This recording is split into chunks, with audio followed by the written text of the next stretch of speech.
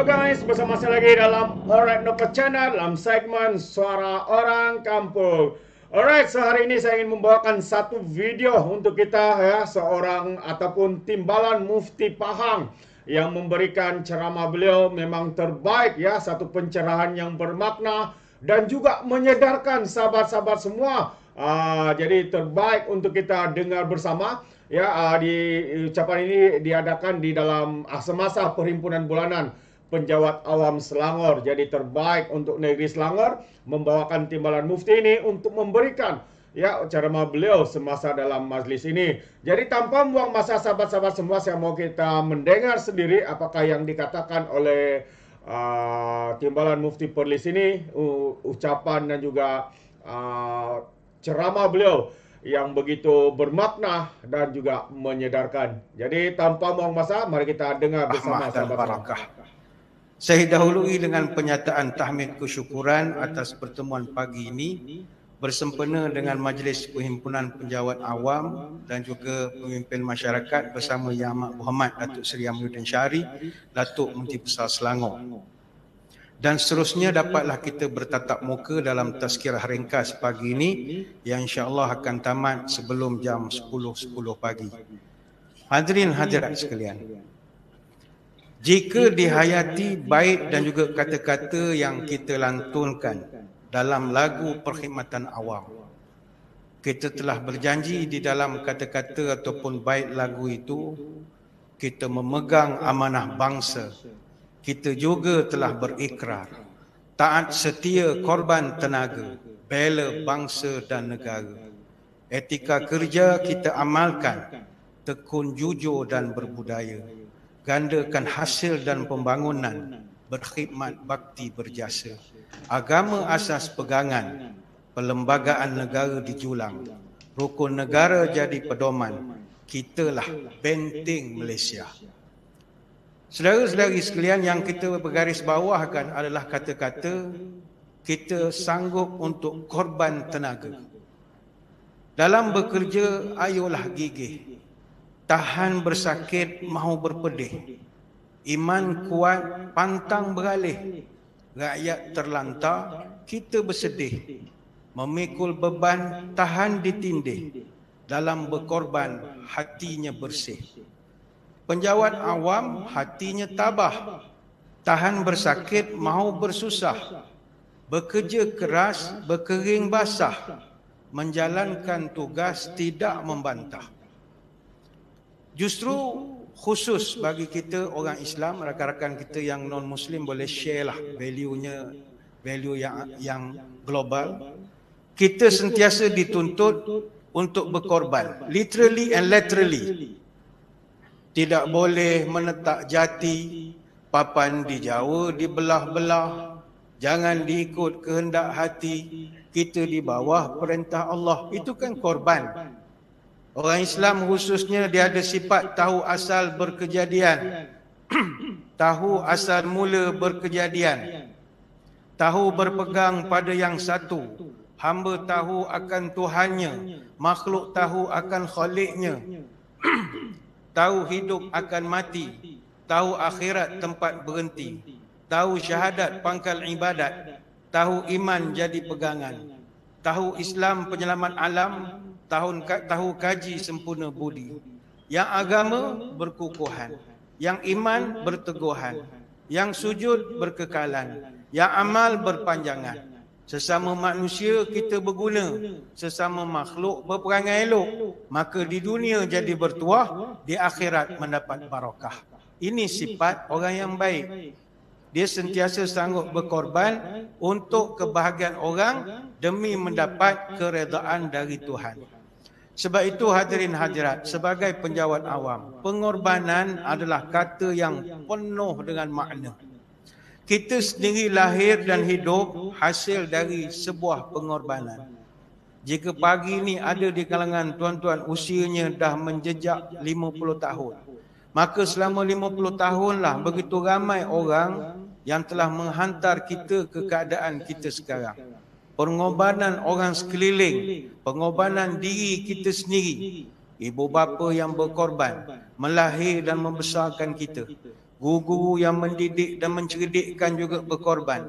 Isteri, suami, anak-anak yang sering ditinggal dan berjauhan dengan kita. Semua ini adalah pengorbanan. Inilah mustahaknya kesanggupan untuk berkorban. Kalau tak sanggup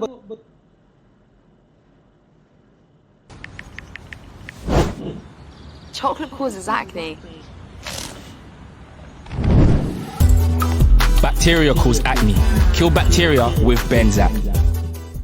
berkorban, jangan mimpi mendapat kejayaan. If I don't burn, if you don't burn, if we don't burn, how will the light vanquish the darkness?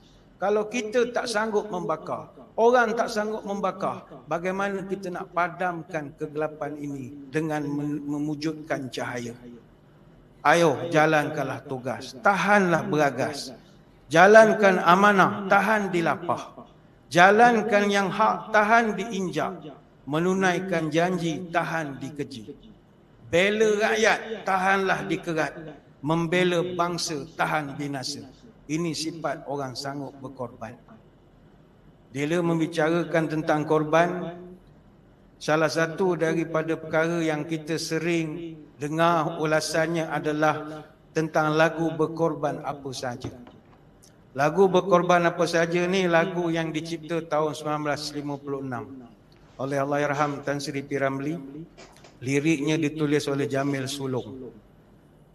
Cerita lagu ini dibuat untuk babak Hang Tuah ketika memujuk Tun Teja untuk dilarikan ke Melaka daripada Pahang. Ada sekelumit sejarah lagu tu yang saya nak kongsikan dengan tuan-tuan pagi ini ya. Lagu berkorban apa saja ni masyhurlah. Berkorban apa saja, harta atau nyawa, itulah kasih mesra sejati dan mulia. Sebenarnya lagu tu Allahyarham P. Ramlee dedikasikan untuk isteri dia, bukannya Saloma tapi Norizan binti Muhammad Nur. Kenapa dia tulis lagu tu untuk Norizan? Norizan ni dia kahwin dengan P. Ramlee tahun 1955. Dan P. Ramlee buat lagu tu tahun 1956. Ketika itu P. Ramlee umur 26 tahun, Norizan umur 28 tahun.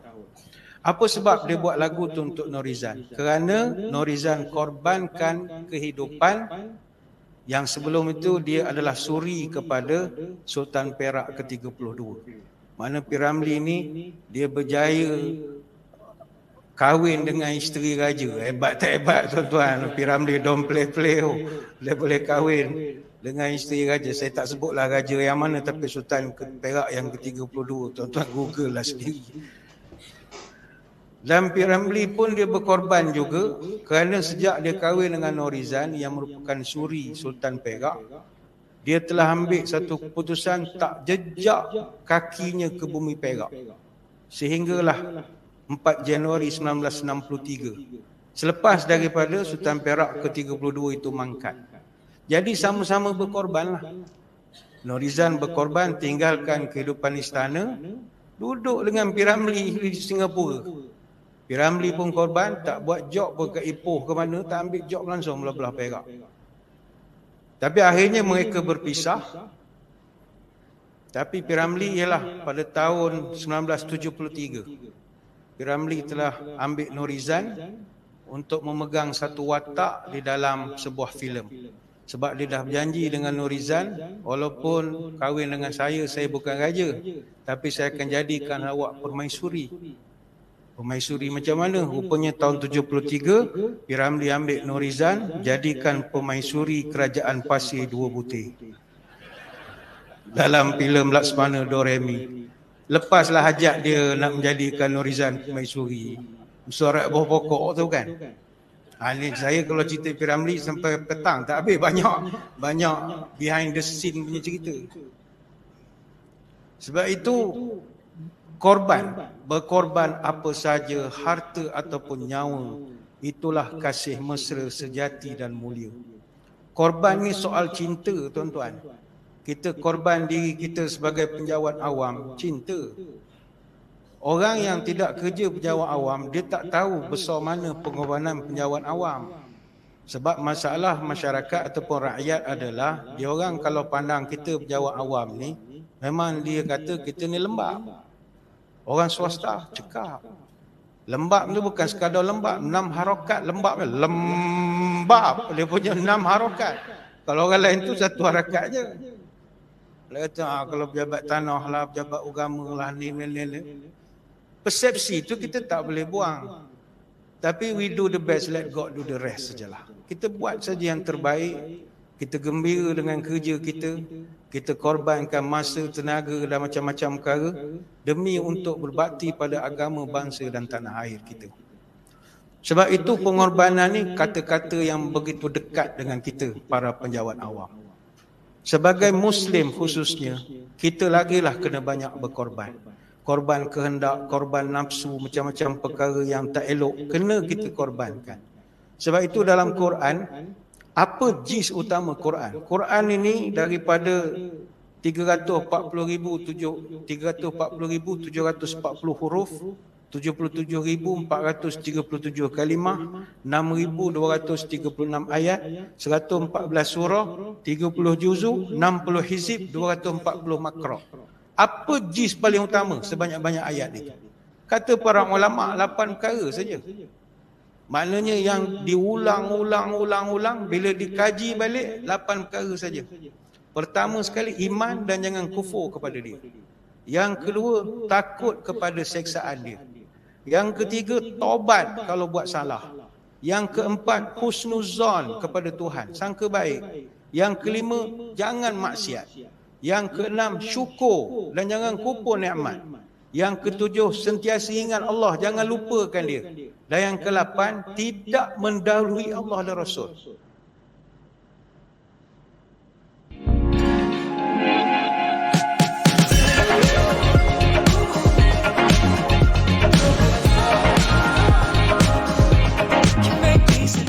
Maknanya pengorbanan kita adalah mesti letakkan dia sentiasa di depan. Tegakkan syarak dengan undang, tegakkan adat yang dipegang, tegakkan amanah yang disandang, tegakkan hukum yang ditimbang, tegakkan pusaka yang berbilang, tegakkan janji yang ditimang, betulkan lantai yang terjongkit, betulkan dinding yang meretas, betulkan tiang yang terpalang, betulkan atap yang berjurai, betulkan salah dengan sili. Itu pengorbanan yang sangat besar. Sebagai contoh, tuan-tuan sekalian, kita sebagai penjawat awam, antara kita kena korban adalah kehendak kita untuk hidup terlampau bermewah-mewah seperti orang lain. Itu satu pengorbanan. Kita duka cita melihat skor indeks persepsi rasuah CPI Malaysia tahun 2022 yang dikeluarkan oleh Transparency International ataupun TI. Tahun lepas 2022, skor CPI kita jatuh. Dan ini merupakan penurunan untuk 3 tahun berturut-turut. Skor Malaysia dalam CPI 2022 turun 1%, menjadikan CPI Malaysia 2022 adalah 47%, berbanding 48% tahun 2021. Pada tahun 2019, CPI Malaysia ialah 53%, tapi menurun kepada 51% pada 2020 dan turun lagi kepada 48% pada 2021. Indeks mata kosong itu sangat korup. 100 paling bersih. Dan dalam laporan itu dibentangkan lebih 2/3 negara ada masalah serius membabitkan rasuah dengan skor bawah 50. Sebab itulah Ketua Setiausaha Negara Tan Sri Muhammad Zulkifli Ali minta semua penjawat awam buat pendinding. Pendinding ini nak kena korbankan diri kita buat pendinding, iaitu tampilkan budaya the great civil service. Great Civil Service dalam perkhidmatan awam. Akronimnya GREAT. G-R-E-A-T. G maknanya good governance. Tadbir urus yang baik. Bukan yang baik, yang terbaik. R, responsible. Bertanggungjawab. Maknanya tanggung kerja di dunia, jawab di akhirat. Setiap perkara yang kita buat akan ditanyakan. Kau tolong orang tidak, kau mudahkan orang tidak, semua akan ditanya. 3, empathy, ihsan. Ihsan ni payah, tuan-tuan. Baik itu dalam hadis ihsan itu, malaikat Jibril tanya Nabi 3 perkara. Pertama tentang Islam, yang kedua iman, yang ketiga ihsan. Ada orang dia Islam tapi tidak beriman. Ada orang dia beriman tapi dia tidak ada ihsan. Berapa ramai orang ada ihsan? Baitul Selangor ni Darul Ihsan. Ihsan ni benda kemuncak. Sebab tak semua orang beriman ihsan. Ihsan ni dia empathy. Dia ada manusiawi, ada humanistik di dalam jiwa. Tak semua orang ada ini. Ada orang ikut buku. Ada orang ikut law betul. Tak boleh langsung budi bicara, tak boleh langsung. Tapi ihsan ni kemuncak manusia. Sebab itu empathy, ihsan ni mustahak. Yang keempat, accountable, kebertanggungjawaban. Yang kelima, tenacity of purpose, fokus pada matlamat. Cuma kita tambah satu lagi pendinding untuk mengelakkan kita buat benda tak senonoh. Ihsan. Ihsan ni I-H-S-A-N. I, integrity. H, humanistic. S, spiritual. 4, adaptasi. Yang kelima, nasionalisme. Perkara-perkara ini kalau dapat kita terapkan dalam jiwa kita, insya-Allah kita akan ada kesanggupan untuk berkorban. Tuan-tuan, sememangnya kita tak menafikan bukanlah mudah untuk berkorban dari sudut nak bermewah, nak hidup senang lenang macam orang lain. Sebab kita sebagai penjawat awam, kita mesti amanah. Siapa tidak amanah akan punah ranah. Siapa melanggar amanah, aibnya akan terdedah. Siapa meninggalkan amanah, hidupnya takkan semenggah. Siapa menjauhi amanah, lambat laun masuk pelimbah. Siapa melalaikan amanah, hidup matinya takkan barakah. Siapa menolak amanah, bala menimpa hidupnya punah. Kalau hidup tak ada amanah, ke tengah ke tepi orang menyumpah. Kalau amanah disia-siakan, orang benci meranalah badan. Kalau amanah tidak dipakai, hidup sama macam bangkai. Kalau amanah tidak dijaga, mana pergi pun orang curiga. Kalau amanah diingkari, di situlah tempat orang mengeji. Ayolah hadirin hadirat, rakan-rakan para penjawat awam sekalian, korbankanlah diri, tinggalkan perkara-perkara yang haram dalam hidup kita. Sebagai contohnya, rasuah ini yang paling keraplah kita mendengar. Saya melihat gini, kalau orang tanya mengapa rasuah ni payah kita nak hapuskan, Ustaz. Saya melihat puncanya adalah apabila orang yang melakukan perkara itu, dia ada banyak kitab. Banyak kitab maksudnya kita kata ni tak boleh tuan. Tak apa, ni niat gini. Dia ada kitab lain pula mengatakan boleh. Kita kata ni tak boleh, 4 mazhab kata tak boleh, ada satu lagi mazhab kata boleh, dia kata. Ini bukan rasuah Ustaz, ni rasa. Payah betul. Dia banyak kitab. Jadi bila banyak kitab ini, kita susah nak berdakwah. Ada yang berpendapat, duit-duit, saya ambil duit-duit ni Ustaz. Tak apa, sebab saya bukan guna untuk diri saya, darah daging. Saya sedekah. Tolong orang. Jadi dengan duit-duit yang ni, saya tak makan, tak jadi darah daging. Dia yang berdosanya.